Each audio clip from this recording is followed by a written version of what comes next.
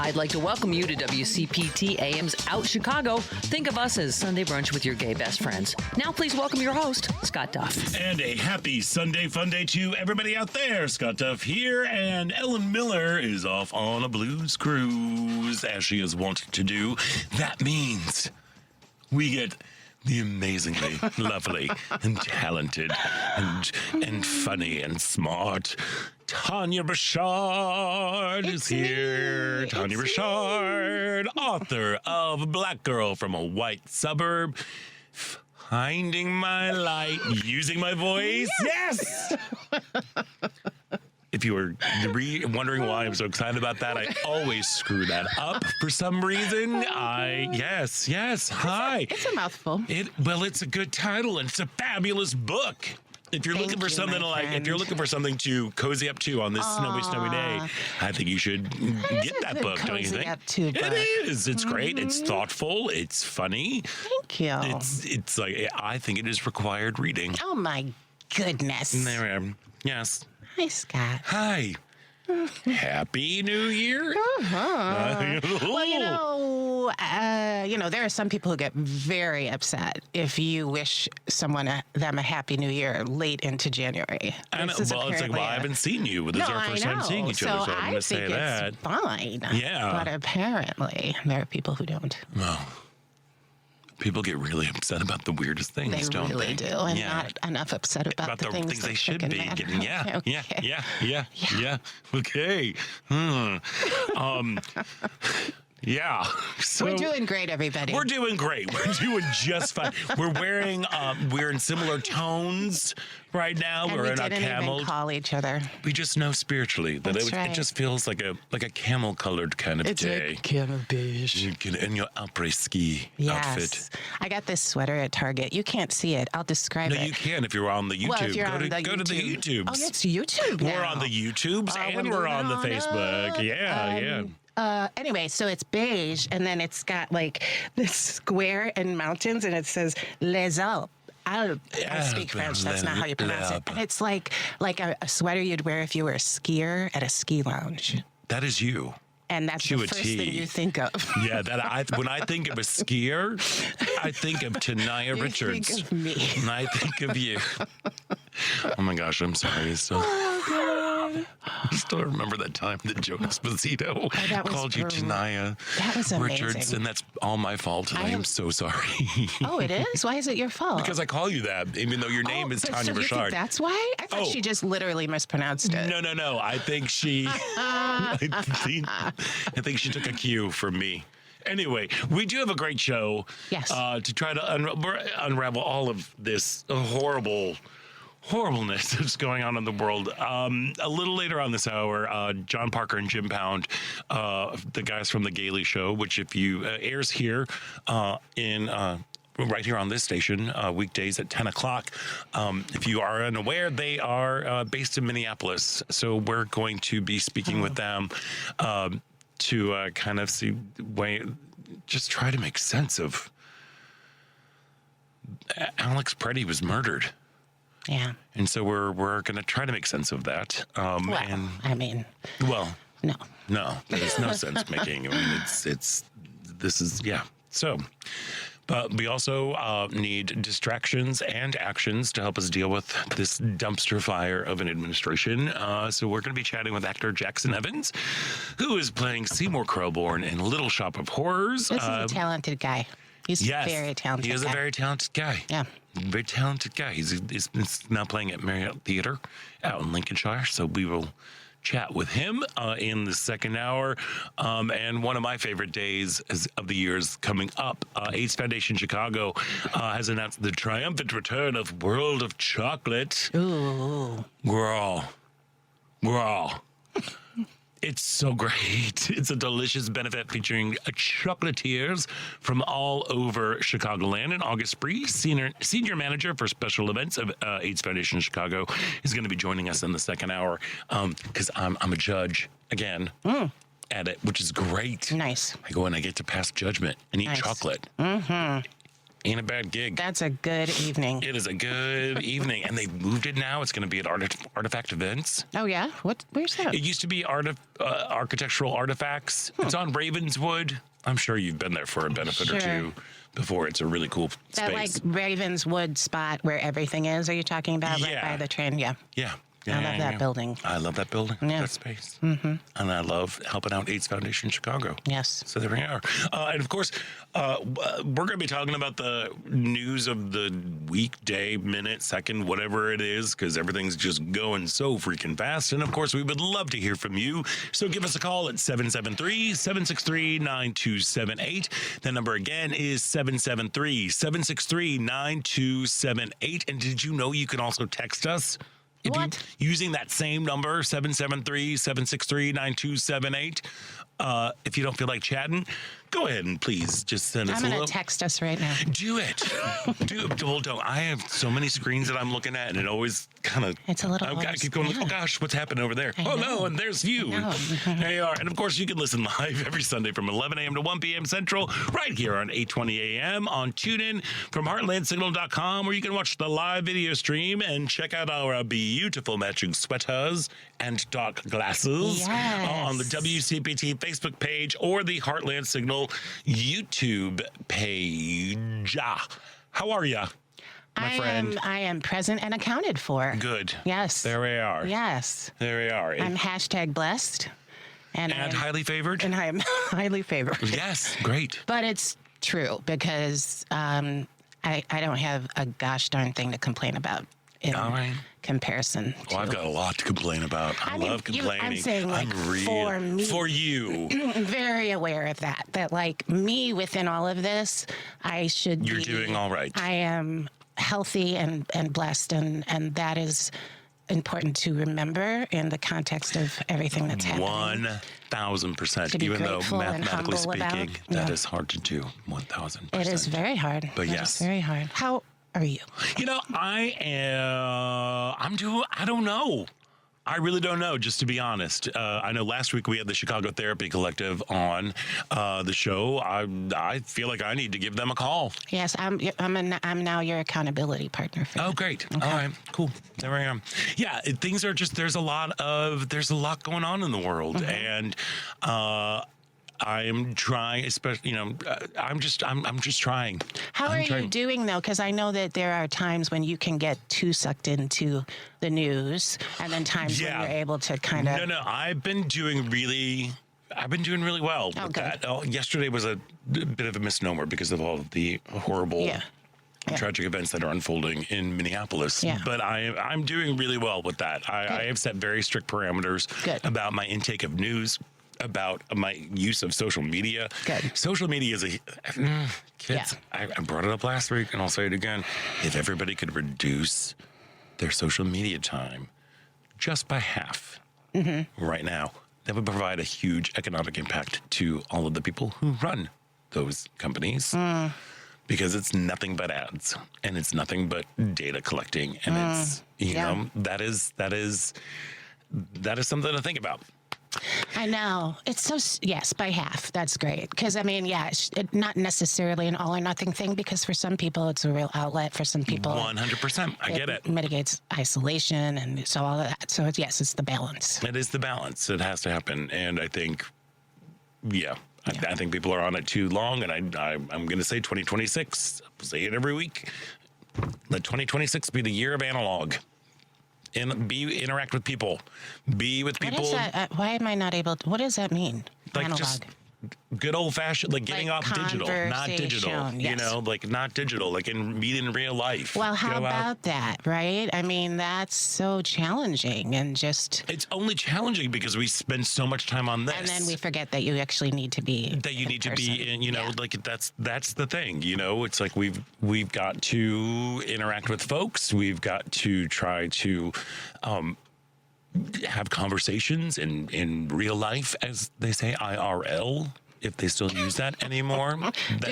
You're young. You're young, Matt. Do they say IRL anymore? IRL is still pretty much used. All right, cool. Okay, Thank cool. you. Same with Thank you. law is safe as well. How about, really? Oh. That's a kind of a standard, right? Yeah. Lol. How about glazing? Like they're is that? glazing. It means like they're like teasing you. Is this true? No? Okay. Oh, that I don't know. But you got your fingers on the I pulse. sure don't. You I sure do. Don't. No, I heard this randomly, and I was like, I've never heard that before. But yeah. Glazing is when they're like saying very good things about you. oh, it's a compliment. See? And I'm 25, so I'm just phasing out of all this, so I may be even off on that. Okay. Okay. Okay. All right. We're going to Matt. 5 years old.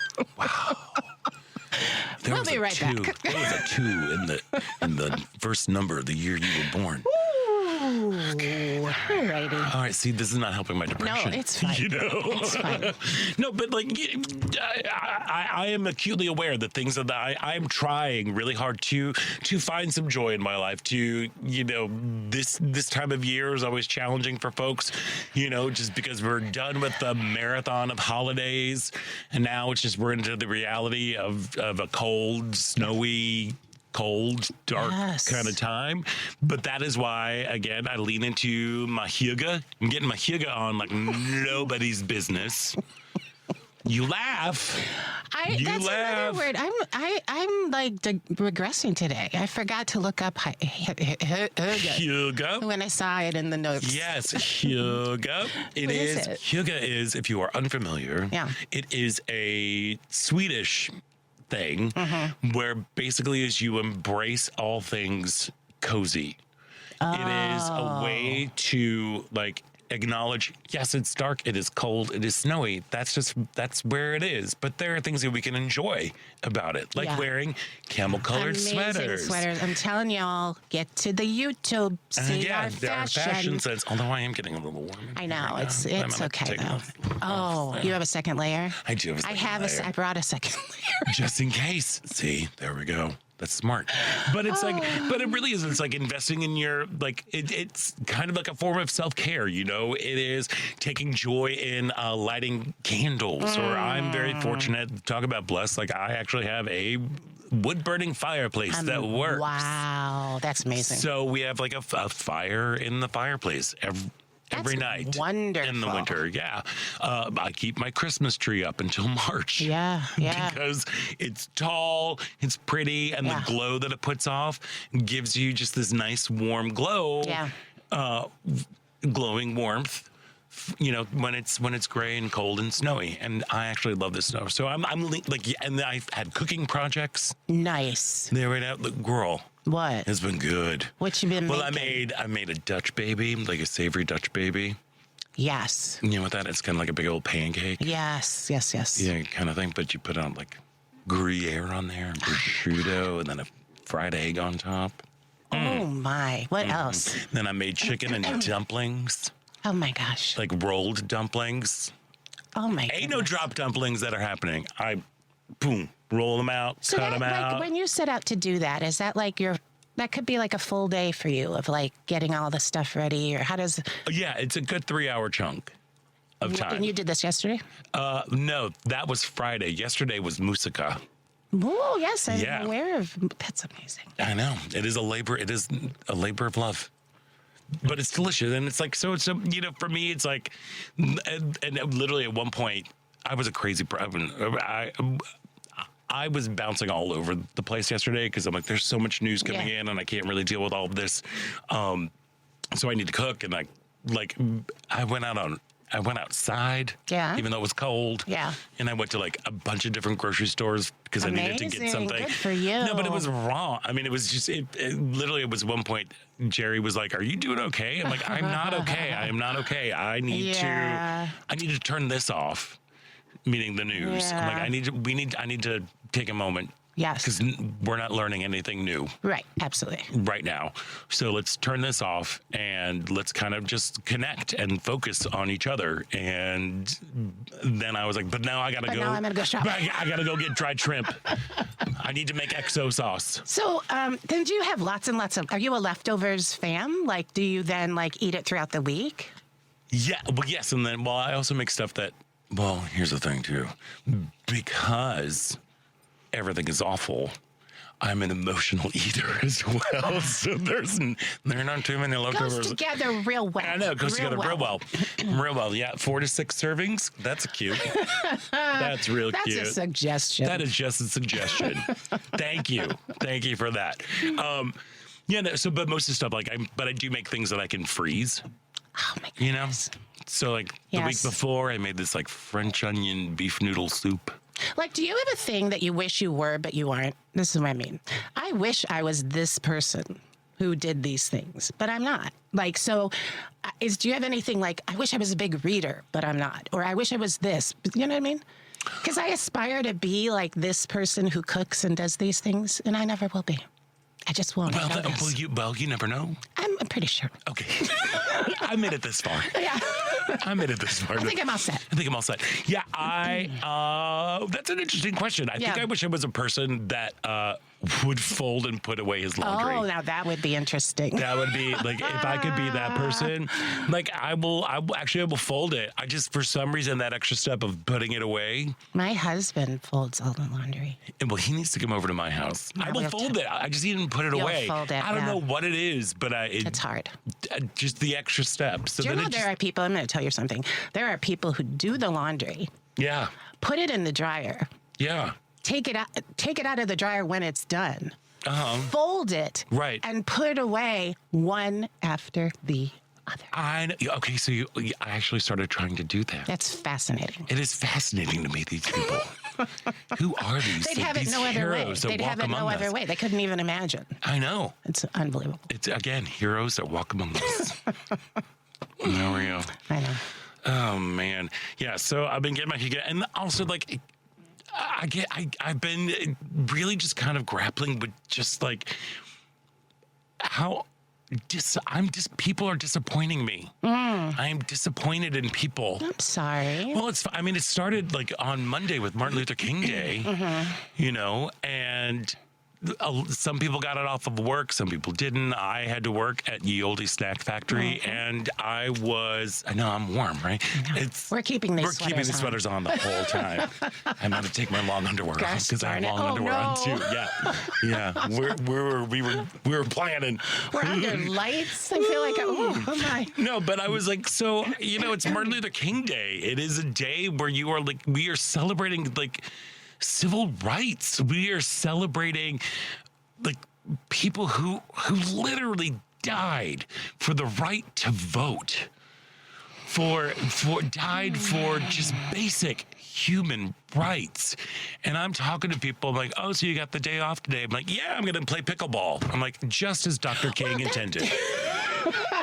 Like, that is where, I mean, this is where I know that I'm a little, I'm going dark, you know, in my psyche, because I'm just like, but don't you want to volunteer somewhere, or don't you want to make a donation? It's a day of service. That's what if I ran the world, like, Martin Luther King Day would be a day off for everybody. It would be a national day of service. Right, but then how do you, like, make, you know? Well, it sort of is. It's like, well, excuse me, that's how a lot of people, you know, pay a tribute. But well, not the people that were on the north side of Chicago coming through my line, line at the snack factory. You know, it was register. Like I just got to after hearing, like, oh, I'm just gonna relax, or I'm going to, you know, play pickleball, or whatever it was, and I'm like, are you going to maybe read a book? How about you just read an article? How about you just read an article? Want to know what I do? Yes. One of the things. I saw what you do. So a while ago, I think when I first started my podcast, I recorded the I Have a Dream speech. I read it out loud, the entire speech. Because, as you know, too often the speech is just melted down to the little chunk, which then, you know, certain people will weaponize as if, you know, he was this peaceful man. He just wanted harmony, and which he did. But the ways to go about it, as opposed to that speech, which it really is a prescription to action. It says, you know, we're here to cash a check that we have not been paid, all of those things. So I read it, and then I replay it every year. But I can't tell you, if you keep this in mind for next year, find that speech and read it out loud. It is so powerful. It is an incredible speech. But it's impossible for it to like infiltrate your spirit. It's like amazing. Yeah. So when I was back when I was listen to the whole thing. well, back when I was a teacher, I had the dubious task of teaching public speaking to 6th graders, which was more an exercise in how not to wiggle. Yeah. It was great, and they smelled weird. Anyway, it was right after lunch and right after gym. They were it was just yowza. Yeah, but we would take turns reading that speech. Oh, amazing. The entire That's thing. amazing. You know, because it's not just the I have a dream. No. Part. There are, like you were saying, there's so much more. Yeah, it's so interesting because, like, I guess maybe there were some times when I used to get caught up in what other people were doing with it. I don't, I just let it be a solitary thing, and whatever I want to do with it, and, and I know you're not either surprised that people don't recognize the purpose. But I think just right now, like in terms of where we are as a country, where we are as a people, it's days like that. Yeah. Which should be every day. Exactly. Just to carry it through and to remember. It's like the whole idea of Christmas. It's like, yay, people who are religious, celebrate Christmas, and no, great, yeah, but they give each other presents, and that's it. And like, there's nothing religious about it, in terms of. But now the work continues. Now we go and we help the stranger. Now we house the homeless. Yeah. Now we feed the hungry. Now this is the work that we're doing because we have this day. That is to me. It's a good reset, or it can be, or should be. Yeah, and that's to me is what Martin Luther King Day is to me. So, anyhoozles, So it's great that you could have a day off. Fantastic. It's that's great, but also just even if you just take some time, like you said, to read the speech aloud or to listen to it, or any of the other incredible speeches and works that he did. Yeah. And it's never too late. That's the beautiful thing. It isn't. It was Monday, but just because it's Sunday doesn't mean you can't do it. Well, thank you for polishing up that turd. Of my attitude. That was a graphic image. It was a graphic image. It was. I think mostly because I'm about to die. It's from okay. heat. We are muscling through, We're muscling mister. through in our camel sweaters. We should probably take a little bit of a break right now. But before we go, this part about Chicago is brought to you by Team Hochberg. Looking to purchase a new home? Then you need to call Team Hochberg, your trusted local lender. John, a trucker, 30, married to Mary, a teacher's aide, 29 years old, 2 kids, combined income at $125 grand a year. Call Team Hochberg to secure a mortgage on their first home. David answered all their questions, explained the funds required for a down payment and closing costs, then introduced them to an experienced realtor. Let's review. David answered Don and Mary's questions, introduced them to a realtor, and helped them secure a mortgage on their new home with a backyard. They can build everlasting memories. So if you are purchasing a new home and would like the same outstanding service as Don and Mary, call David now at 855-56-DAVID or 56david.com. Team Hochberg has helped thousands of WCPT listeners, but he can't help if you don't call 855-563-2843 or visit 56david.com. Don't take my word for it. Check out Team Hochberg's over 700 5-star Google reviews. Lower.com, equal housing lender, NMLS 1124061. We're going to take a quick break, and when we come back, we are getting into it. We're getting into it. And I might be getting out of this sweater. No, you're not. Okay, all right. There we are. So stick around. You're listening to Out Chicago right here on WCPT Heartland Signal.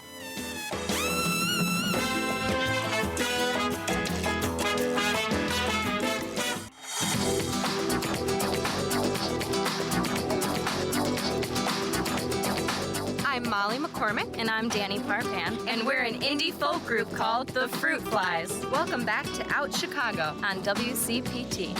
Welcome back to Out Chicago. Scott Duff here. Ellen Miller is off this week. She is cruising for a bluesin' on a blues cruise.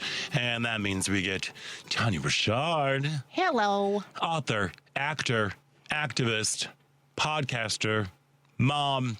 She's every woman. It's all in her. Anything she wants done, baby, she does it naturally. Did you just combine two songs? Or did you jump a lyric? I just moved the lyrics. You're lyric adjacent. It's fine. I'm still wearing this sweater. I know you are. It's I'm the very heat proud of that you. I'm contenting with. Don't need any more extra sass. Here's the best thing about watching, if you are watching us on YouTube right now, there is a highly likelihood that Tania will fall out of her chair. No, I won't. It is a brilliant thing to behold. She fell out of a chair. I'm talking to you direct to camera. She fell out of a chair. Live. And it was the slowest tumble During I have an ever seen interview. during an interview, and I did not laugh. It was amazing. It was incredible. It was incredible. No, it's also amazing. Monday on Choose Views, Richard Choose is going to be joined by Melissa Conyers-Urban, treasurer of the city of Chicago and candidate for Congress in the 7th District of Illinois, and Sarah Jones, managing editor and co-publisher of Politicus USA, and Liz Abunau, founder and owner-operator of 40 Acres Fresh Market. Also this week, historian Seth David Radwell, former CDC Chief Medical Officer Deborah Howry, Congresswoman Yvette Clark, University of Chicago political science professor Robert Pape, state representatives LaShawn Ford and Rodney Pierce, and show regulars Kurt Mullett, Karen Byrne, Michelle Duster, and Dante King. That's on Choose Views Wednesdays from 6 to 8 a.m. Central on WCPT 820 a.m., the Heartland Signal website, TuneIn, YouTube, and Facebook. So that's a lot of people he's going to have on this week. Yes. Yeah. There we go, and a lot of important. You know, I've got a cousin named who spells his name K-U-R-T. K-U-R-T. Okay. Mm-hmm. How would you pronounce that? Kurt. Yes. His dad was German, so it's Kurt. Wow. Yeah. So every time I run into somebody named Kurt, I have to stop. Like, or is it a court? Yeah, that name thing where it's like it's one name and then they pronounce it completely differently than what it looks like, or the nickname has nothing to do with the name. Right. Tania. Exactly. That's why. And Satan. Thank goodness that you were here, because you will brighten up my day, because this, I don't even, like, where... I know where to start with this disaster of a week, but let's just remember what's just some of the stuff that happened this week. You had a Dear Leader Ding Dong. It was a total disaster in Davos. America is quickly becoming public enemy number one on the world stage. Just ask the Prime Minister of Canada, who announced that there is a rupture, not a transition, in the world order. Secretary Brainworm pulled the U.S. out of the World Health Organization. The former special counsel, Jack Smith, appeared before Congress on Thursday to defend his decision to bring 2 criminal indictments against Dear Leader after he left office in 2021. But to what end? Republicans aren't going to do anything with the info in that testimony. Let's see. White nationalists marched along the National Mall during the March for Life, while VP Couch Lover blames America's ills on radical gender ideology, and announcing that he and his wife are expecting a baby, saying that he is practicing what he preaches about having more babies. That's so weird. It's so weird. It's so that old. Like, everybody's got to have babies, you know? Now, my question, how does Usha Vance entice her husband? I mean, is it like she puts on a slip cover and then sprinkles Cheetos and loose change in her in her cleavage for the lazy boy lover? Oh, my God. Yeah. Oh. That's what I want to know. And then, of course, you know, I'm trying to be lighthearted, but then there's Minneapolis. Mm-hmm. Minneapolis is under siege. It is worse than what was happening here in Chicago. There are more ICE agents there than there were here in Chicago for a much smaller city. I believe there are 3,000 ICE agents there. They killed their second U.S. citizen was murdered yesterday.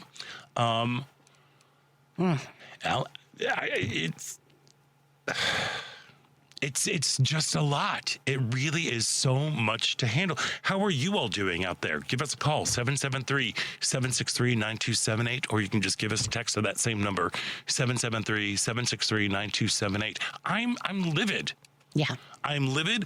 The way that as soon as that event happened, as soon as that murder happened, here they are. He was the vitriol and vomit that comes out of the right about talking about, like, no, he was trying to seek maximum damage. He was a left-wing radical domestic terrorist. He was helping a lady up after she got pushed down by ICE agents. Yeah, I mean, I don't know the details. What I do know is that it's essential when the people in power, as they are now, start to, weave a narrative, that you immediately challenge it, that you don't in any way allow what's coming from them to possibly be the truth until it's interrogated, Well, go ahead, sorry. Well, people will seek out some relief, right? So you hear this horrible story and people are looking for because unfortunately there are people who think that way, right? They're not thinking of the most base explanation, which is that an American citizen is practicing his right to protest and therefore is killed, right? And whatever ends up being all the details of the story, you have to remember that what's coming from that office is not the source, right? Yeah. Because they are not interested in any kind of truth, and they are immediately weaving a narrative that serves them. Yeah. And that's really disturbing. And the fact that the folks in Minnesota who were looking to investigate this crime, they had to get a warrant to give to Homeland Security to get the information so that evidence is not destroyed. Yeah. So they can get to the bottom of this case, and they said they were denied. They were denied that, and they said that we're going to be investigating this, not the FBI, the Homeland Security. After they have already proclaimed, they've already said their truth. They said out loud, like, he was a domestic terrorist. Yeah, as they did with Renee Good. But they did with Renee Good. Yeah, it's folks, Congress, you got to step up. I mean, you gotta step up.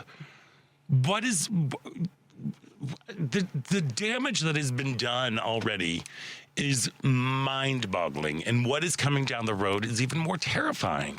Yeah. And our elected officials, they are here to represent us.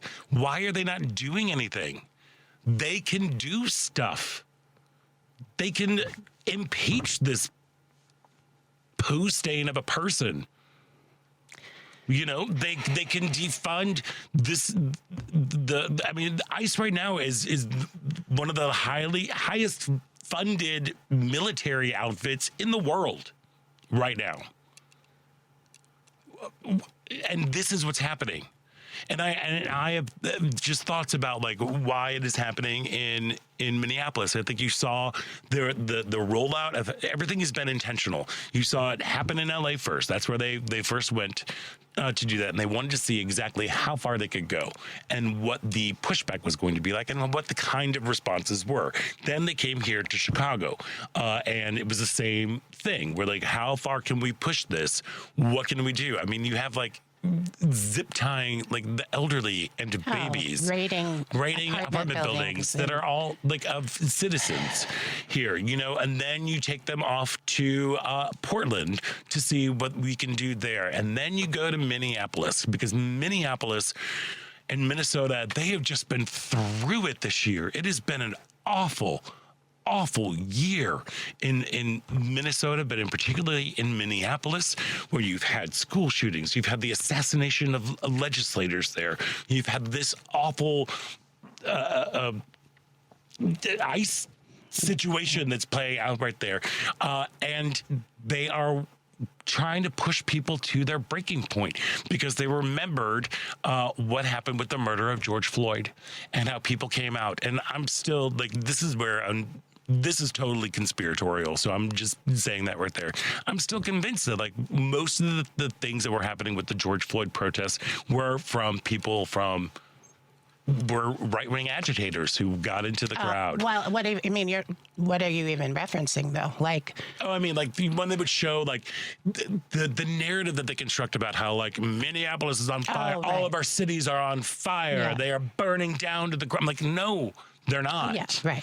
Like all of that, that's the narrative that they're coming up with, and I think what they are hoping is that because they have been through so much right now, that they're going to be the ones to break, so that he can do the Insurrection Act and call out and enforce martial law.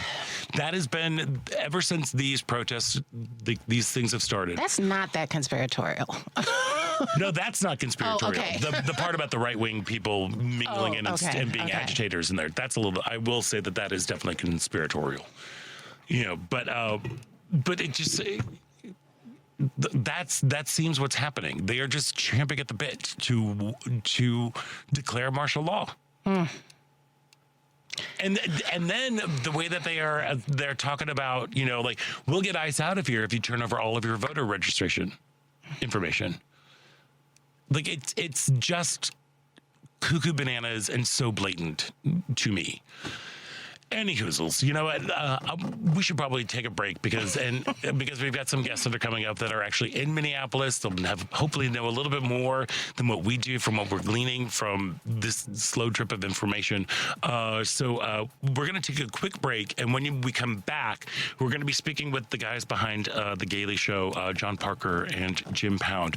They'll be joining us from Minneapolis. So please stick around. You're listening to Out Chicago right here on WCPT Heartland Signal.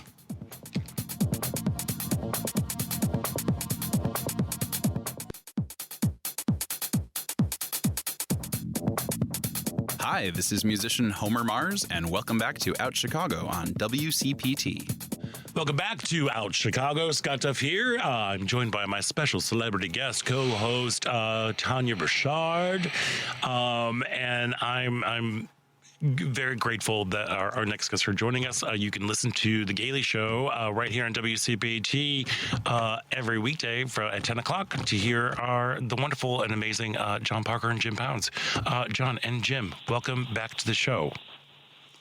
Thanks, Scott. Nice to meet you virtually, Tania. Hi, nice to meet you too. Hi, Tania. First off, how are you guys doing?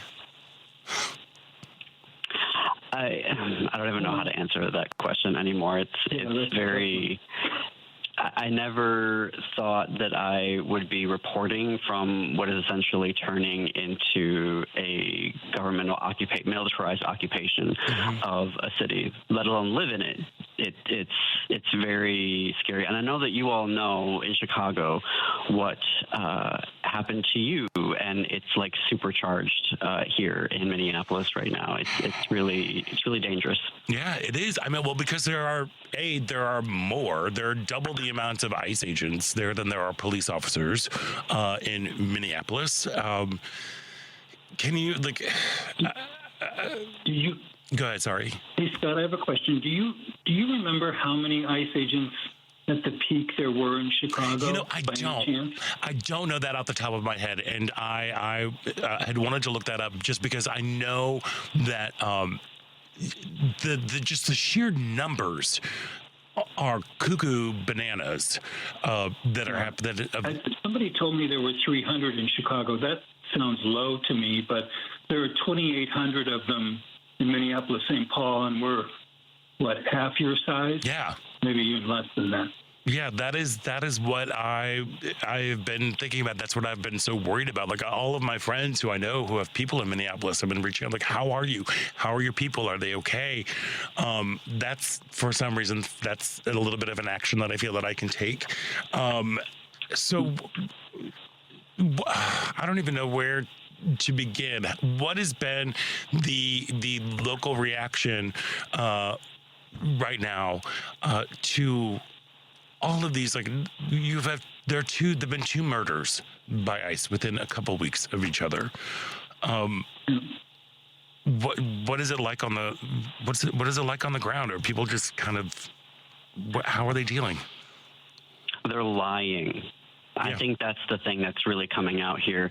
DHS, our government, is actively lying to our faces, even with video accounts. And I want to mention a few things here, because even the courts are starting to notice this and start to dismiss cases that are brought against DHS. There is a case, our local Fox 9 affiliate did a dive into a recent case with Bovino, Border Patrol chief, and he's being interrogated during an interview for this court case. And the person is interviewing him is showing him a video of Bovino, of himself tackling an observer in Chicago, and says, "This is you."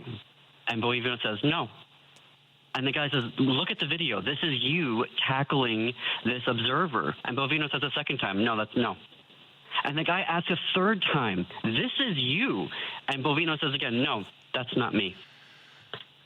And this case was about everything happening in Chicago. And there is a fantastic article by Stateline. The reporter is Amanda Watford, and the headline is "Footage Documents at Odds with DHS Accounts of Immigration Enforcement Incidents." And the reason why I want to bring that up to your listeners is that it lays out in painstaking detail how the government, specifically DHS, is lying to us. Even U.S. District Judge Sarah Ellis, I have it pulled up in front of me, is using the word lying. And one of her opinions, she said, it is impossible to believe the government. But yes, so it's so Orwellian in scope and in audacity that it's really hard to grapple with. I mean, for Chicago listeners, there was Mary Mar Martinez, who was shot 5 times in Chicago because DHS claimed, like Renee Nicole Good, that Martinez slammed into them with her car. But the surveillance footage said, nope, that's not what happened here.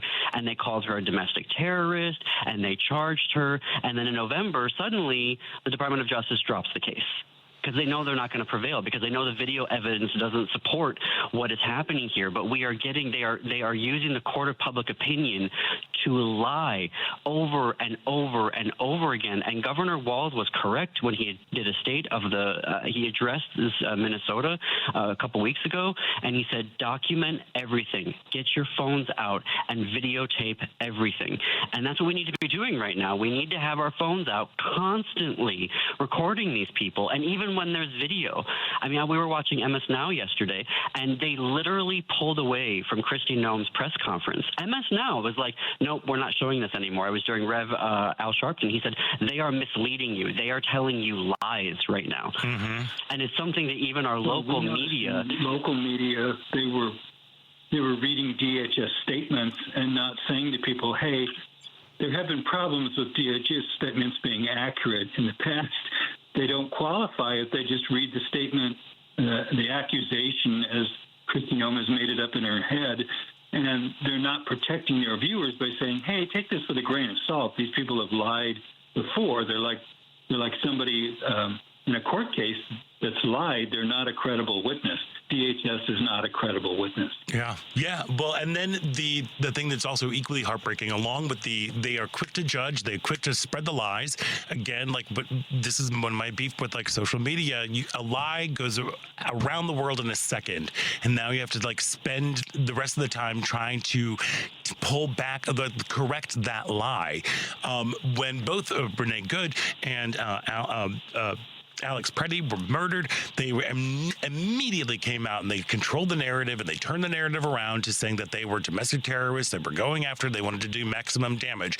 And then they just abandoned all sorts of police work, people just leaving a crime scene, letting evidence go away.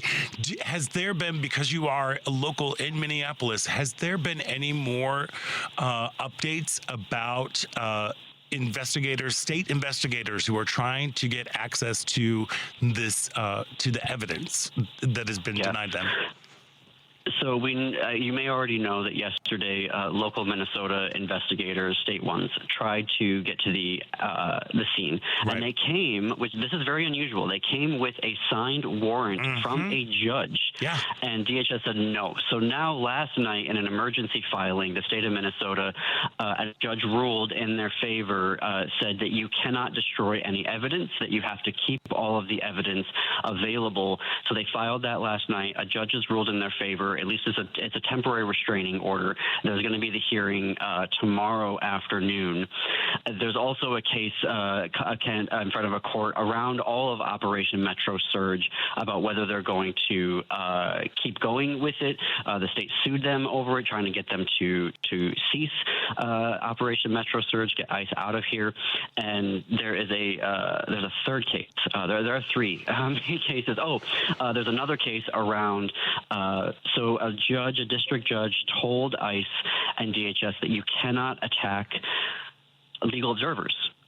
And then the Eighth Circuit said, no, go ahead. You can do that. Use tear gas. And so, yeah, right. And we see Bovino now. We see Bovino literally, because he wants to play soldier man. He is literally, we have video of him throwing green gas at legal observers. And so there's that third case where they're asking the U.S. Eighth Circuit to overturn their ruling and say, no, you cannot use force against legal observers. You're violating First Amendment rights.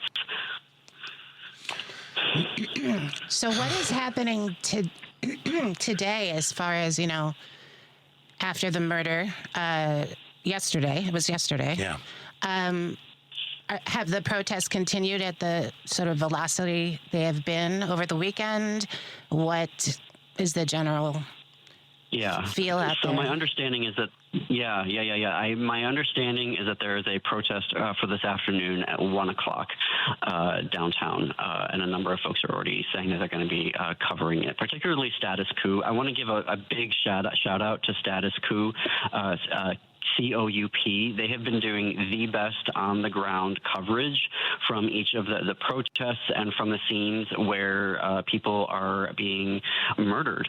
And Mercado Media is a local organization that also, you go to YouTube and you can watch their live broadcast and catch up on other things. They are on the ground. They are providing the best coverage if you want to see what's happening in real time in Minneapolis. So my understanding is that there is a protest scheduled for 1:00 this afternoon. Okay. That's so important to be able to access people who are there directly, as opposed to these, stories that have already been manipulated. Yeah, and part of the thing that's just so frustrating is that this is all just for content. For MAGA. Mm-hmm. They distill things down. They show this, like, the bravado, the violence, the cruelty, which is, as we know, is the point of all of this. And they just distill it down to this, like, a little 30-second clip that they can disseminate to all the right-wing influencers and get that stuff out. They're like, why would you bring a gun to a protest? It's like, well, nobody asked Kyle Rittenhouse that. That's the thing that's just been so frustrating. My friends, so what are you hopeful for that could come out of this? Do you want to take that question, Jim? Because I have no hope. There's no hope, I heard Senator Klobuchar and others call for something I've been talking about for 10 days, which is if you are a Republican and you don't like this, and you call your Republican representative and tell them how much you don't like this, that's going to be more powerful, I think, than any of us calling our Democratic elected representatives and saying, I don't like this. I think it's the unexpectedness of the right a portion of the right turning against Trump and this that might be helpful. Obviously, defunding and clawing back all the money given to ICE is maybe a pipe dream, but that's the legal direction that the Democrats seem to be going for, to try to stop any more money and get back the money that was already given. I don't know. Yeah. That has a chance of happening, John. I don't know what you think. The government, they need to shut down the government. This is not a Minnesota thing anymore. No. They tried the National Guard in Chicago, in D.C., and L.A. They got shut down by the courts, and they acknowledged in December, we can't do this. This is a lawless government. And even I just found out the other day, I was told by in an interview, they reduced the number of days of training from 5 months to 47 days. Yes. You know what that is for? Yep. That is for Trump. Yeah. To say you are now an armed person for Trump. Yep. 47 days. Yep. We need to shut down this government. I don't care. This is an American thing now. They're going to do this in Maine. They're going to take the model and they're going to go to other areas. Yep. And this cannot be allowed. Yep. You are absolutely correct. And unfortunately, our time is up, my friends. So John Parker, Jim Pounds from The Gailey Show, you can hear them every weekday here at 10 p.m. Guys, thank you so much for taking time out today and for shedding a little bit more light and also just reminding us all that this is a national problem and that this is something with great urgency that needs to be taken care of. Please take care of yourselves. Please Already do. what you're doing by, sending this information, just take good care as you're doing the good work.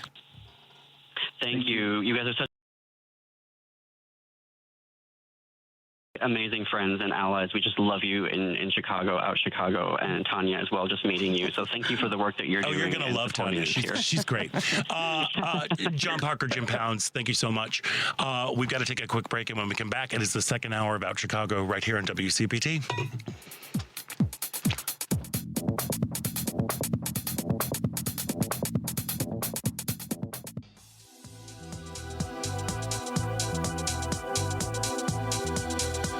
Welcome back to Out Chicago on Chicago's Progressive Talk. Can I get you another Bellini? Welcome back to the second hour of Out Chicago. Scott Duff here. Ellen Miller is off this week. She is on her blues cruise because she loves to go cruising for a bluesing. Oh, my gosh. I know, it's a dumb joke. That was a little, yeah. Wow. That was so quick. What? Your judgment. My judgment. It was. I'm sorry.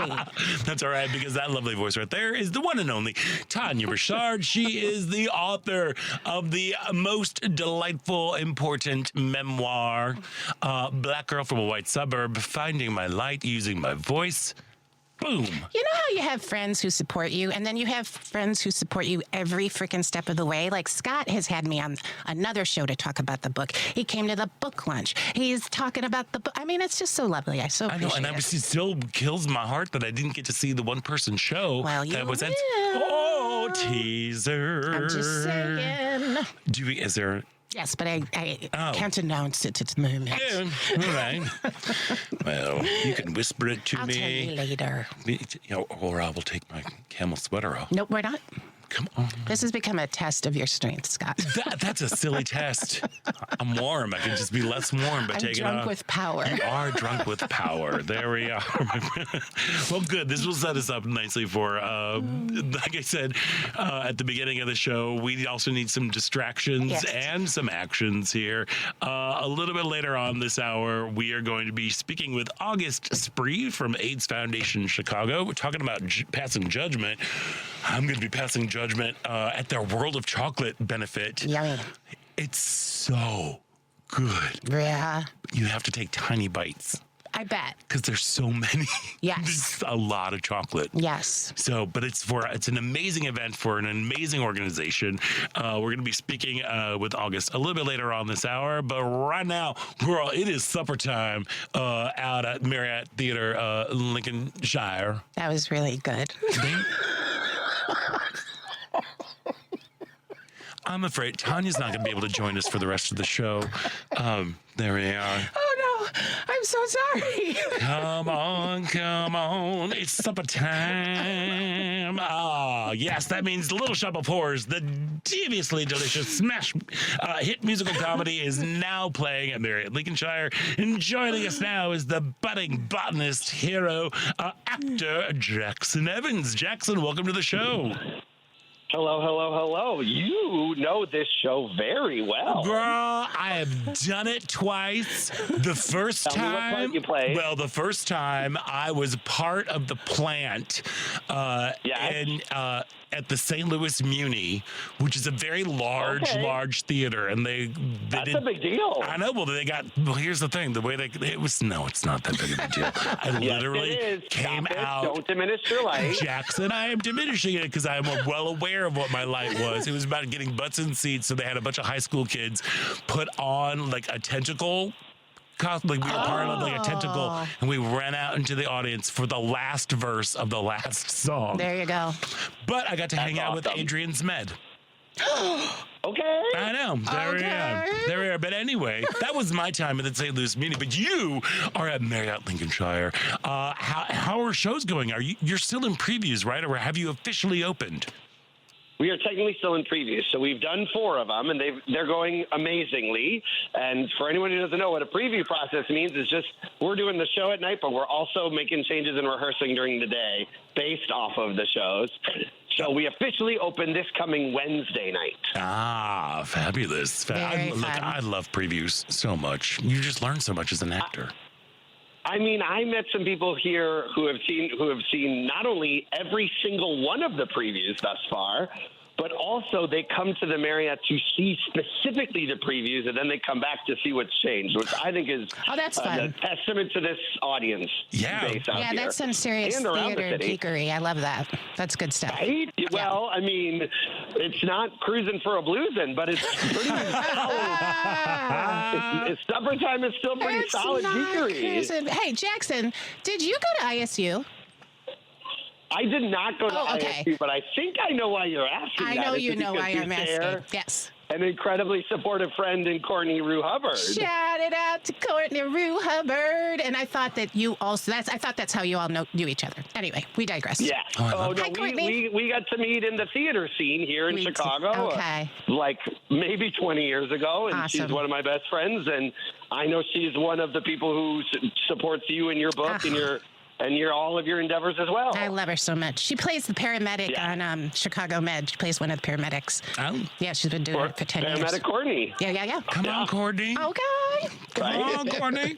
I want to play a paramedic, but back to supper I'm trying to sell tickets, but I'm just blowing up my other friends as well. There you go. See, that is what we call the ensemble ethic here in Chicago. It really is. A rising tide lifts all boats. Come on now.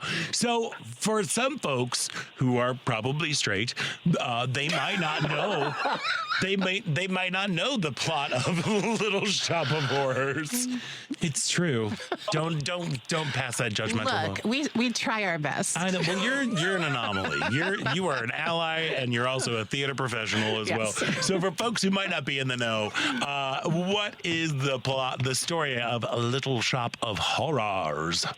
So Little Shop of Horrors takes place, on Skid Row. In a rough and tumble part of town at Mushnick's florist shop, and you meet Mushnick, who owns the joint, his sort of orphan ward Seymour, and the other employee Audrey, and we are just trying to make this flower shop just succeed and keep its doors open one more day. And one of the ways we decide to see if we can get people in is I display a plant I found that is very strange and interesting in the window. Dadu. And that's Dadu, and that tends to, you know this. Okay, we're doing that. Now I know what we're doing. Now I know. Jackson, you have no idea how much I love this.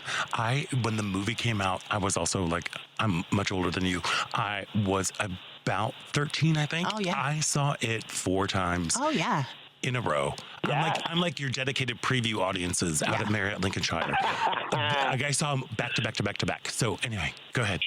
Daddy. Well, I mean, Ellen Green in her performance in that movie is pretty iconic. Ellen Green. Right along with Rick Moranis. Yes. So, but yes, the show is equal parts sort of goofy comedy, and then a little bit of a send-up of a B horror movie, because the plant I do display seems to only really thrive off of a specific liquid, let's say. Yeah. And you might have to come and see the play to find out what that liquid is, if you haven't, of course, seen the movie.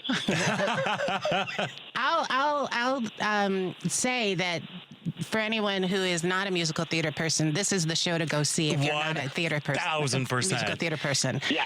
It's just so fun. It's so like deeply genred and just so like amazing style. It's just the best. It's truly one of the best.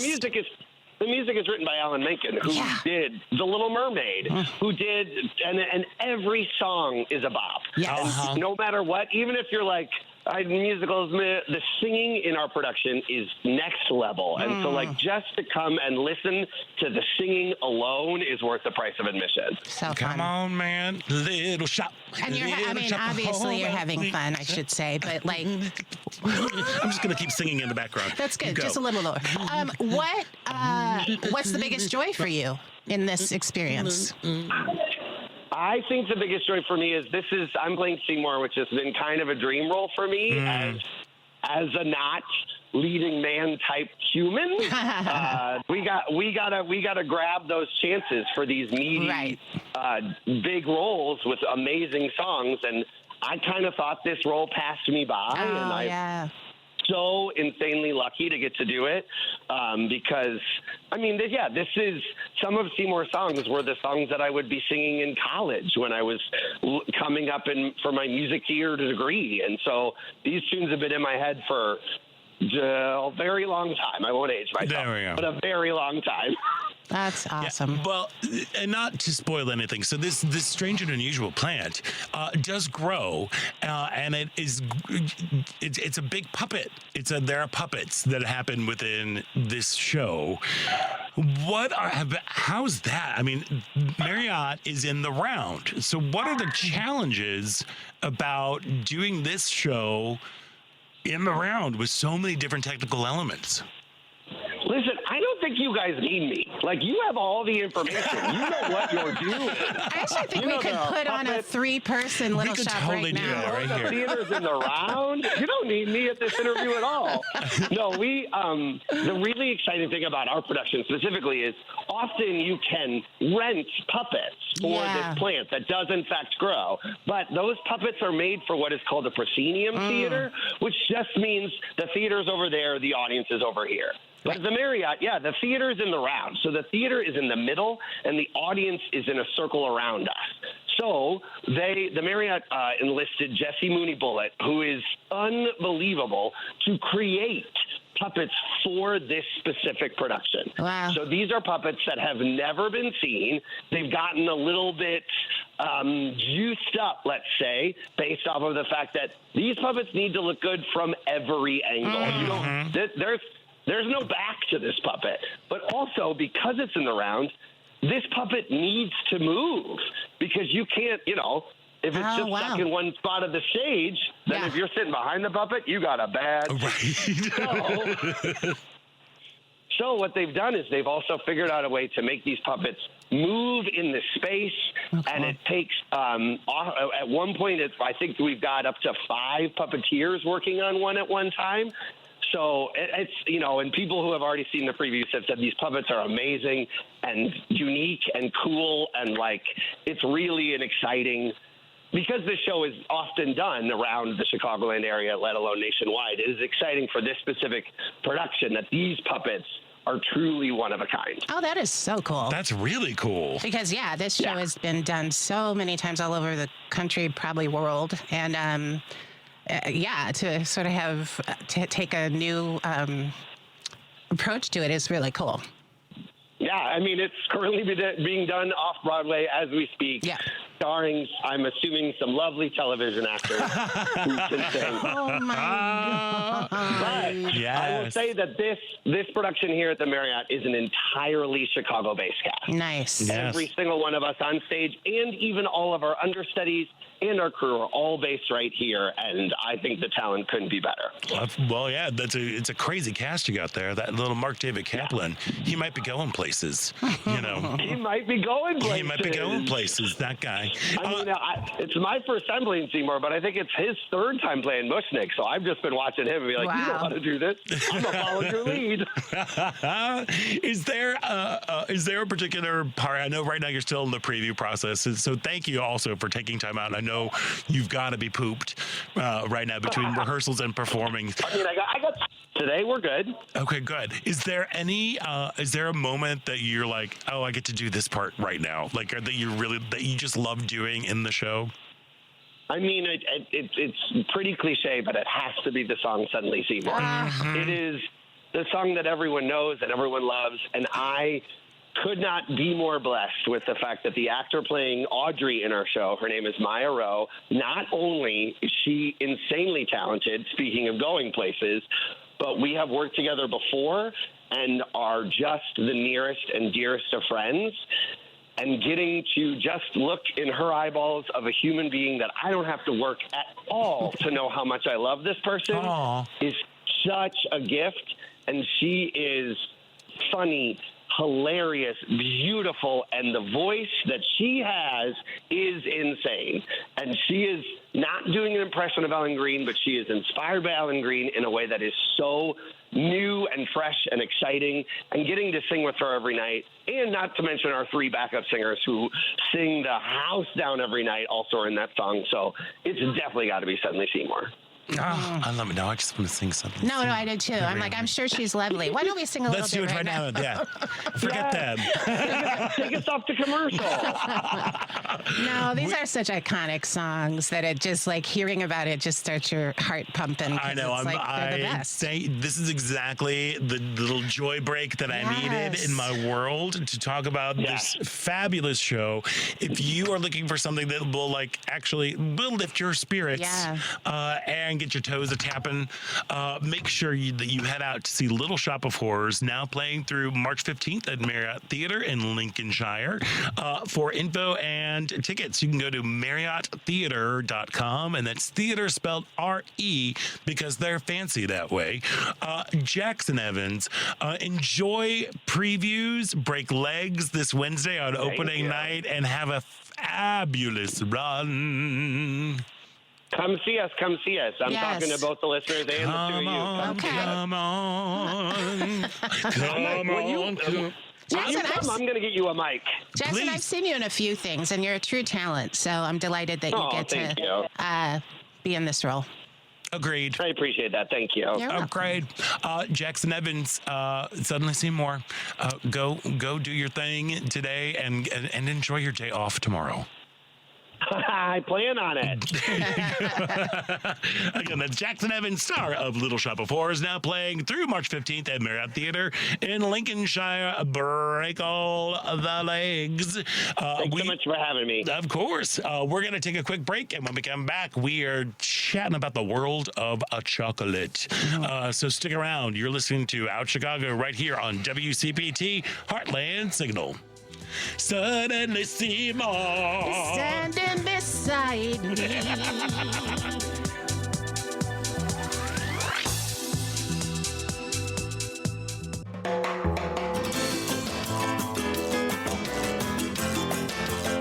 Welcome back. I'm improviser Matthew Van Colton. You're listening to Out Chicago on WCPT 820. Welcome back to Out Chicago. Scott Duff here, along with Tania Richard, author, actor, activist.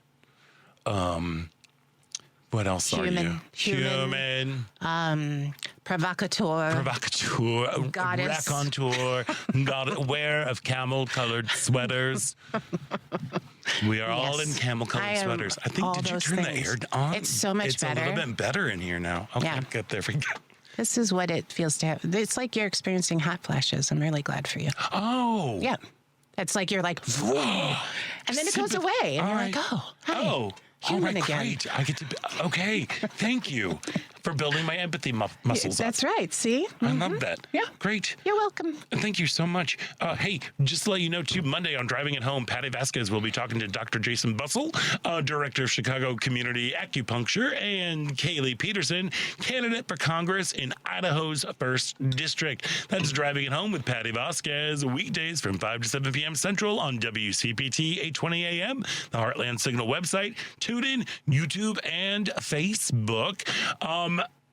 Know what's going to give me a hot flash? What? Is how excited I am to pass judgment once again.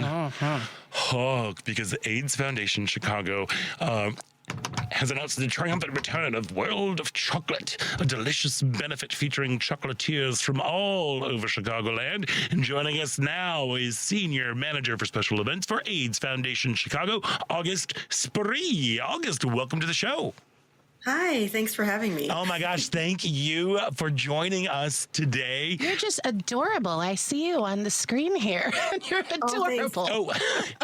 Oh my gosh, because it's so snowy and I had to like shovel and do things, this morning. So real people it works and for being you. a good citizen. That's what right. I say. That's right. Can you, before we get into all of the loveliness that is the world of chocolate, because it truly is a magical, wonderful evening.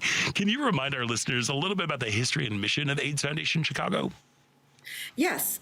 So AIDS Foundation Chicago is on a mission to get to zero transmission, which means that fewer than 100 new cases per year by 2030. And in doing that, we have a couple of different things that we provide for the community, including stable housing, access to healthcare, and other, other ways for people to connect with one another and connect with the resources that they need. And this particular event has actually raised over $3 million over the course of its time out here, and that all supports our mission moving forward. Yeah, it's a fabulous mission, and also right now, like I said, if you're looking for something that is an action, because action helps with your serotonin levels, and helps you not get mired down. This is a way that you can help support incredible work. How long has the World of Chocolate been around? Oh gosh, I was just thinking. I was just like, okay, I knew this. I want to say, I know, I want to say 15 years, but please don't quote me on that. It's been around for quite a while. This is my first year managing it. But what happens is World of Chocolate happens for 4 years, and then on the 5th year we do our anniversary gala. So that is why last year we did not have a World of Chocolate. Right, it was the big anniversary gala. Yes, we had our 40th anniversary gala, and so now World of Chocolate is back, and it is highly anticipated and a lot of fun. It is a blast, first of all, and also, and now you've got a brand new venue for it. Yeah, we took the opportunity of, having a year off to kind of refresh the event a little bit. It is in a new venue. It'll be at Artifact Events, which is in Ravenswood. It's a great venue if you've ever been there for something. It is one of my favorite places in Chicago, hands down. It's so great. I really love it, yeah. And one thing I love about this event is that it's a strolling event. So you're constantly moving. There's a lot of things to do, a lot to see, obviously a lot to taste. And so it's not an event where you kind of show up and sit at a table and then you get up and you leave. You're really moving around the whole time, able to interact with a lot of different folks. Yeah, and a lot of different chocolatiers as well. Right. How many participating chocolatiers do you have this year? Well, I don't want to give it away. Oh, okay. Just a little tease. But yes, we have 15 plus chocolatiers, and they're all competing in the categories of sweet, savory, or libation. This is cool. Without giving away too much, we've got one who's bringing in a sample tasting that involves dates that are like from a region in Mexico that are specialty. I mean, I could go on and on with the delectable options that are going to be available to you, but again, I don't want to spoil anything. Okay, but I wish you would just a little bit, because my first year when I was asked to be a judge, I did not take the advice of just take small bites. It was like, this is so good. It's still seared into my brain because there's also like, I believe, isn't there like an audience, like a fan favorite kind of vote yes, as there's well? the People's Choice Award.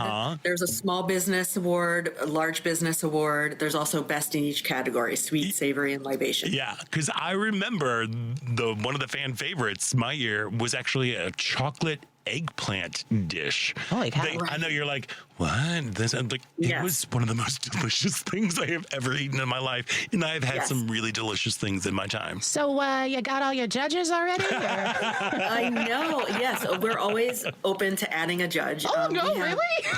Yeah, for real. Okay, because that sounds like the most fun to just like wander and taste chocolates and oh my goodness. Yes. In addition to, so I can give you a couple of, so one vendor is offering an adult root beer float. Okay. Yes. We also have Tania, this place is crazy.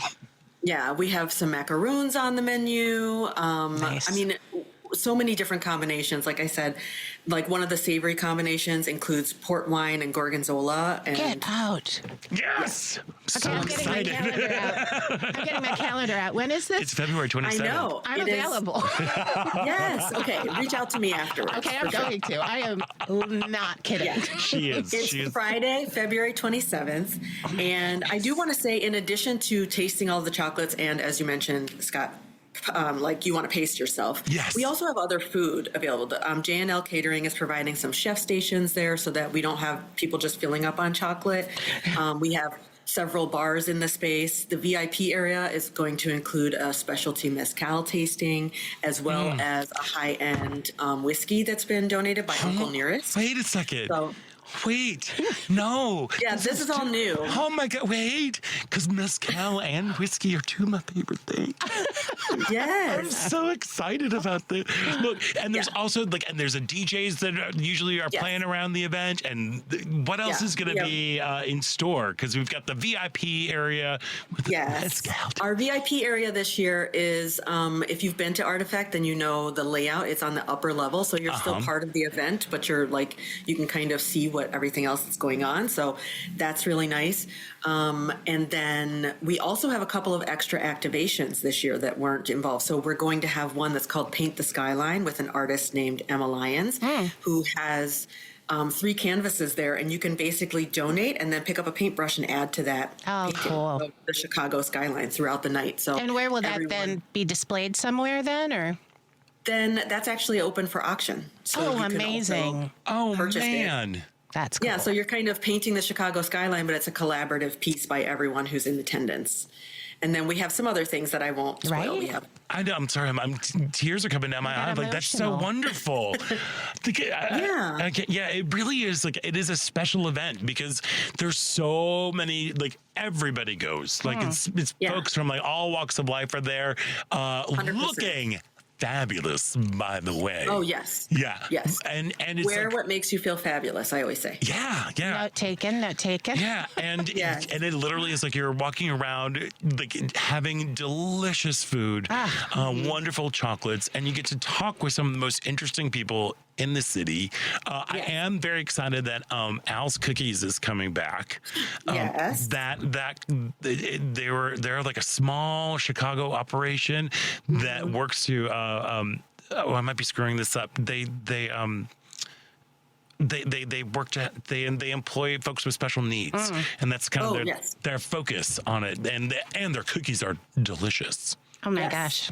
What a great event. And then I have to tell you one thing that I'm very excited about because it's one of the most meaningful parts of this event. So we're doing a balloon drop, and the caveat is that, again, it's a collaborative experience. So throughout the night, as in that station, that activation, as you donate, different donation levels are different colors of balloons, and you add your balloon to the balloon drop. But before you do that, we have markers so that you can dedicate your donation to someone.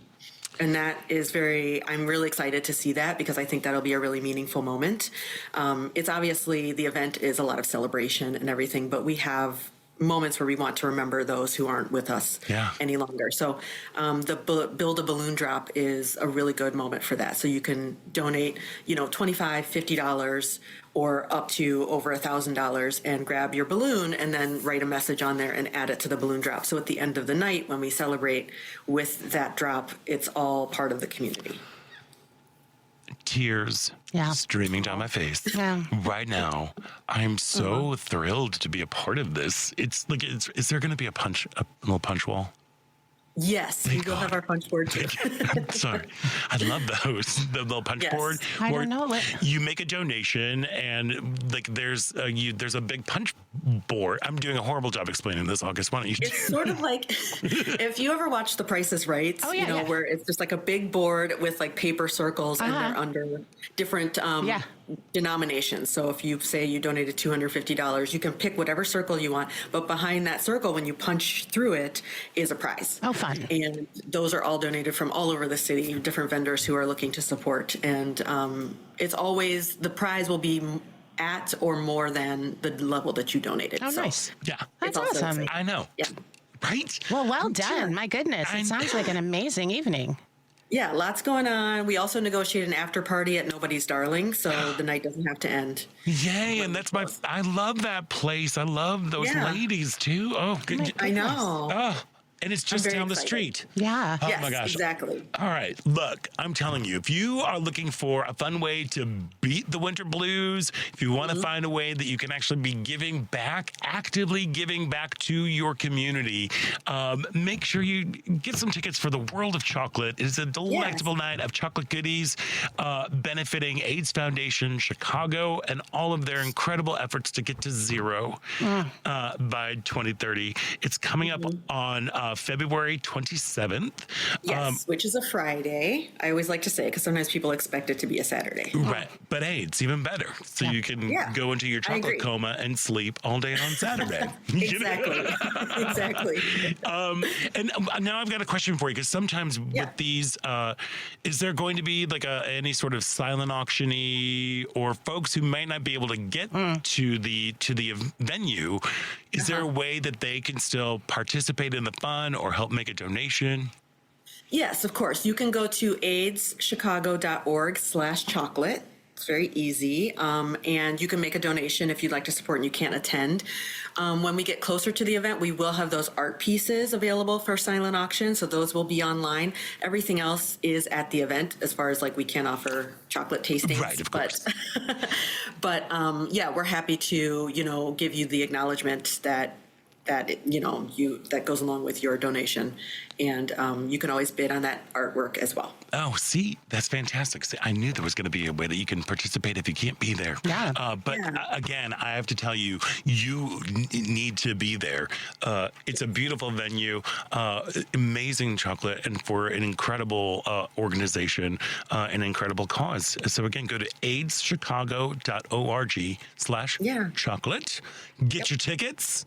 Have an empty belly. Be in touch, girl. Yes. Please do. I would love to add you. Oh, thank you. Girl, sisters are doing it for themselves. There we are. Right? What? The worst thing that they can do is say no. That's there right. We are. And fortunately, August Spree says yes. Yes, you do. Yes, I do. August, thank you so much for joining us today. Thank you for having me. I cannot wait to see you in person on February 27th at the World of Chocolate, benefiting AIDS Foundation Chicago. August, stay warm. Hopefully you don't have to shovel anything, and you've already put your chair out for dibs. Yes. Yeah, my chair out. Thank you. You stay warm too. Thank you so much. We are going to take a quick break, and when we come back, it is the final thrilling show-stopping moments about Chicago right here on WCPT Heartland Signal.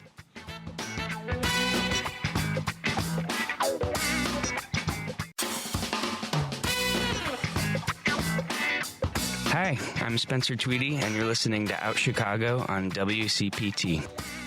Welcome back to Out Chicago. Scott Duff here, along with Tania Richard, planning our chocolate adventure. I've never been more excited, because there's a theory to that, Scott, which is to create things to look forward to. So now I have the chocolate extravaganza. I know, and I will have just returned from Mexico.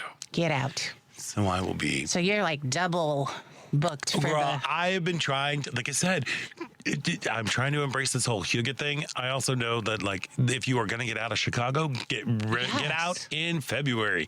There's a reason why God made it 28 days. It's horrible. It's intense. It's intense. That's wonderful. Yes. Ooh, that sounds good. So I'm going to be, and I'll be all Coco Loco.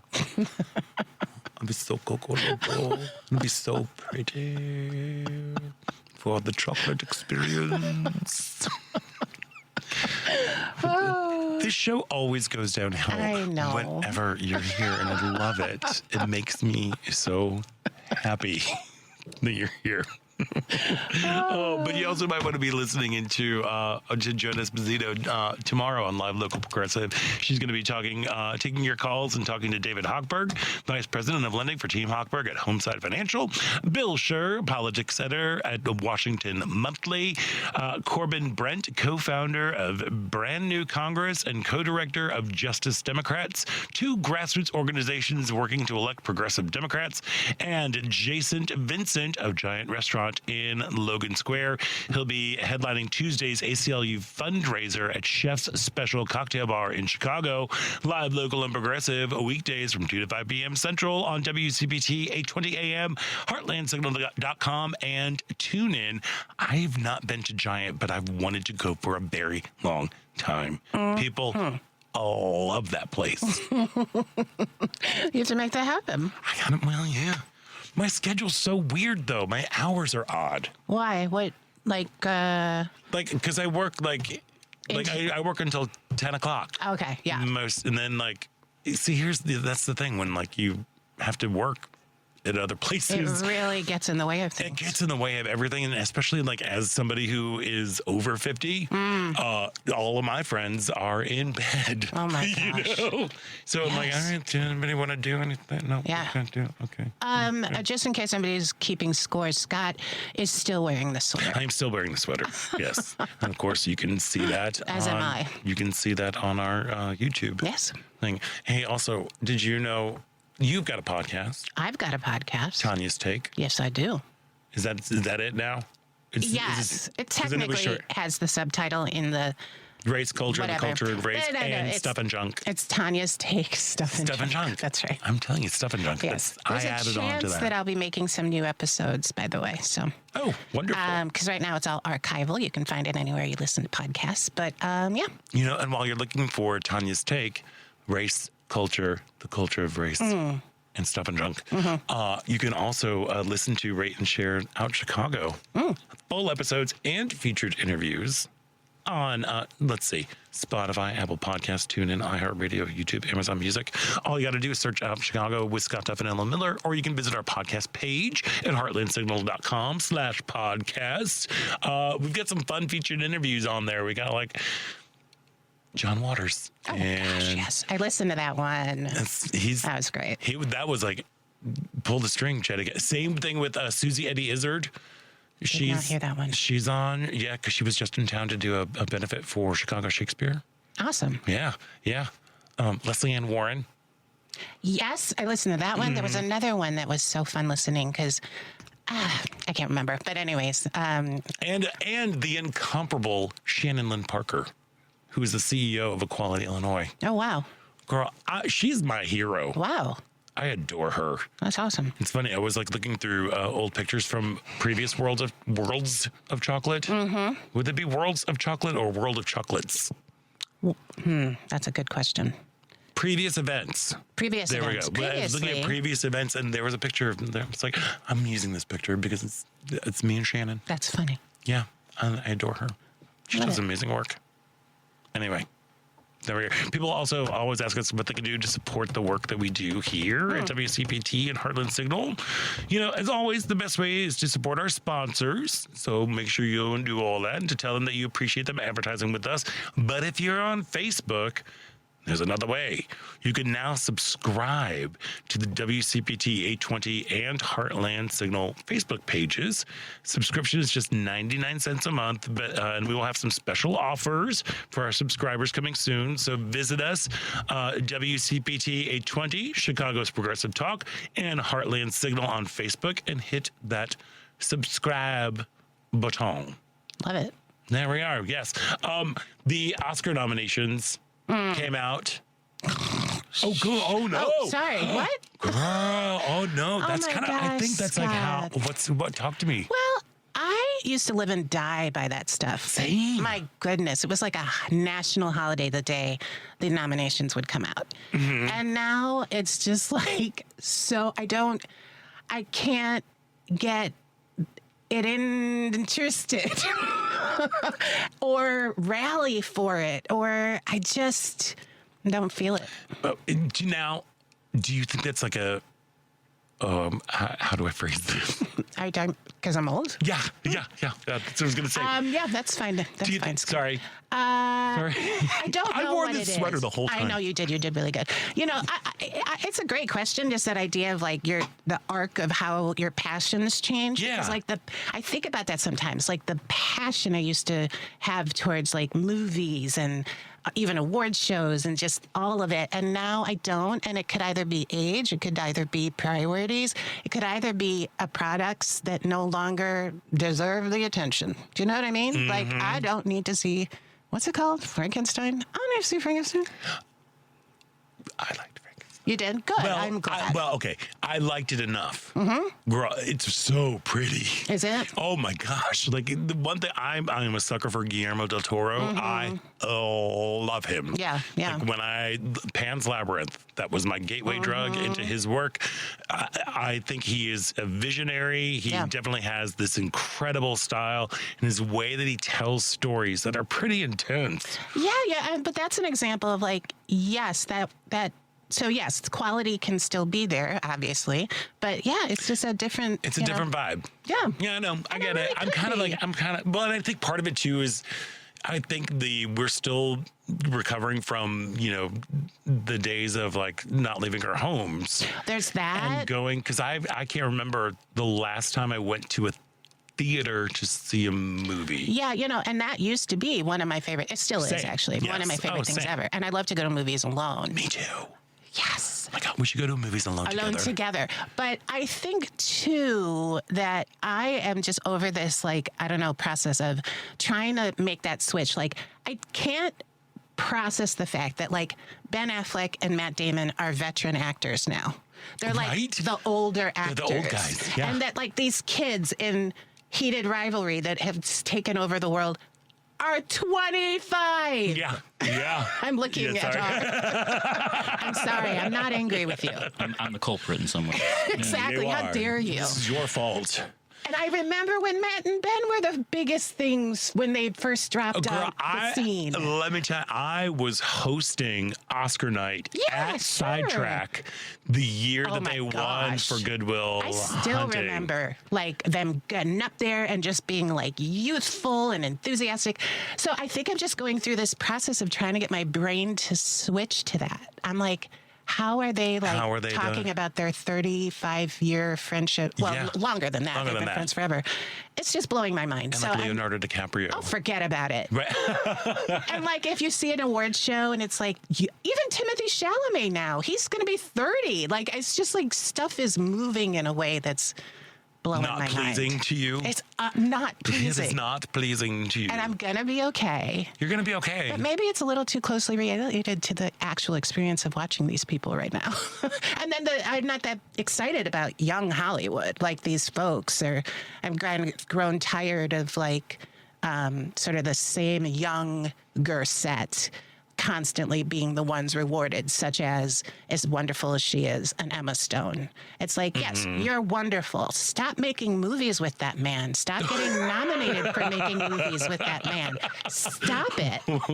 Don't you like those movies? I did not. No, I don't understand how come the movies that she won for, why she let herself be used in that way. What was that movie? Oh, I didn't remember where she played essentially a different type, like a kind of Frankenstein type We're creation. back to Frankenstein. Yeah, right. Yeah, I think I just have a thing about Frankenstein. Do you remember what? Poor Things. Poor Things. There we go. Yeah, I didn't watch it. See, here's the thing. I remember seeing her in what was the one that Olivia Colman won for? The Favorite.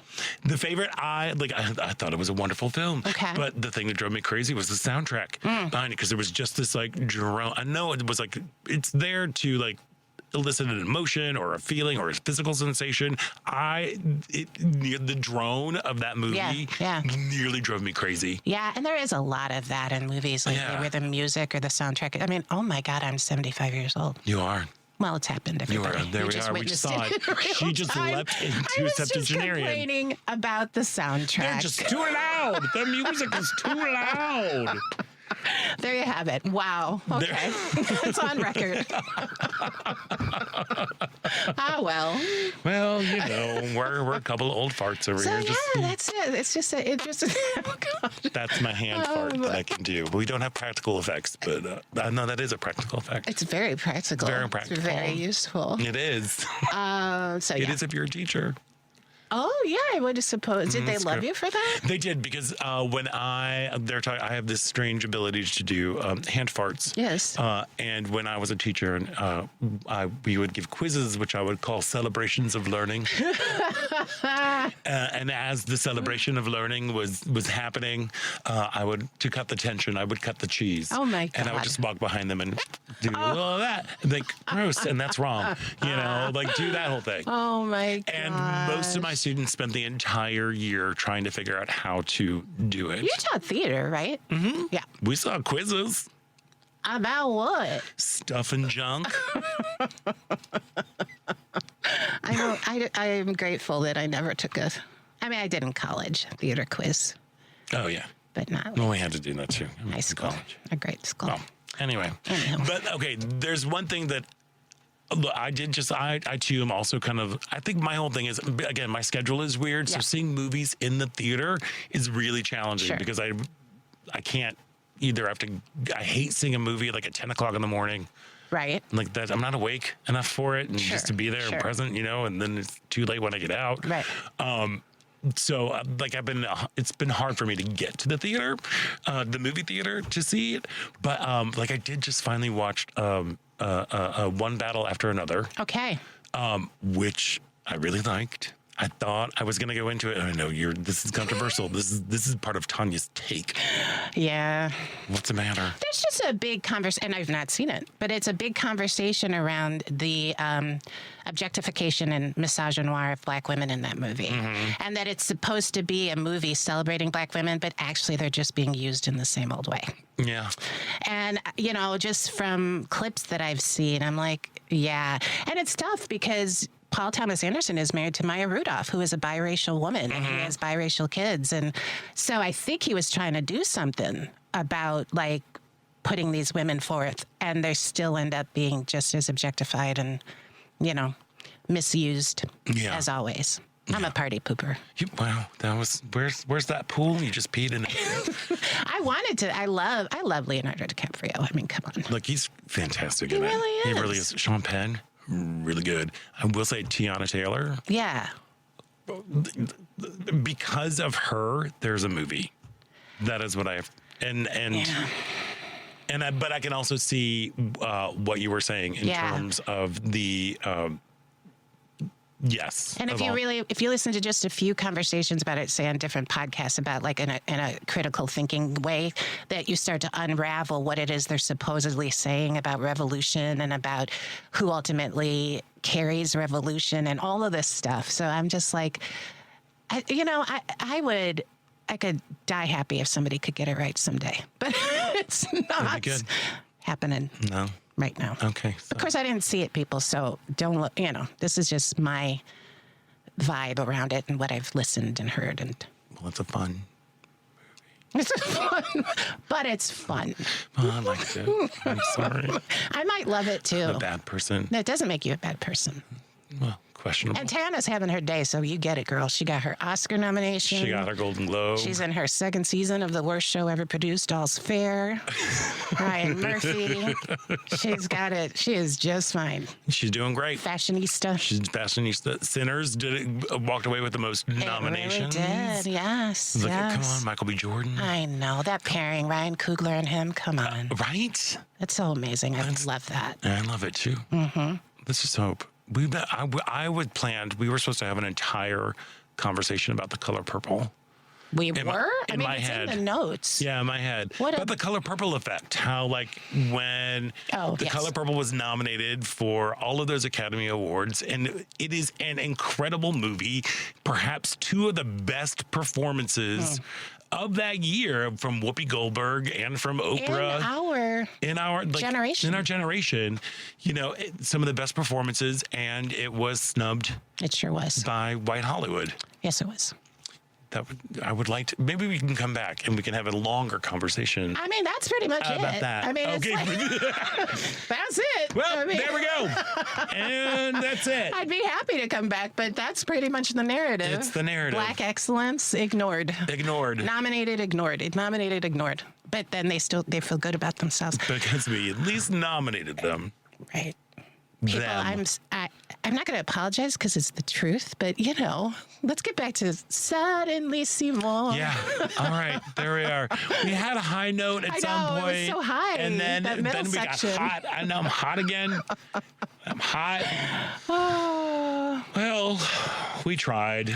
We did. We tried, and we did a good show, and we're now at the end of that show. So I want to thank everybody for coming on said show. John Parker and Jim Pounce. Make sure that you check out the Gailey Show. They're right here on WCPT at 10 p.m. weekdays. I also want to thank Jackson Evans and August Spree. Make sure you get your tickets for World of Chocolate. Man, wonderful job running the show. Delightful. Like a pro. Now age up a little bit next time I see you. That'll happen whether I like it or not. I miss seeing you, but I love knowing that you were just hovering behind me like Hamlet's ghost. Tania Richard, you are one of my favorite people on the planet. You too. Always a pleasure to be here with you. Ellen will be back next week, and I'm Scott Duff. And until next week, stay proud.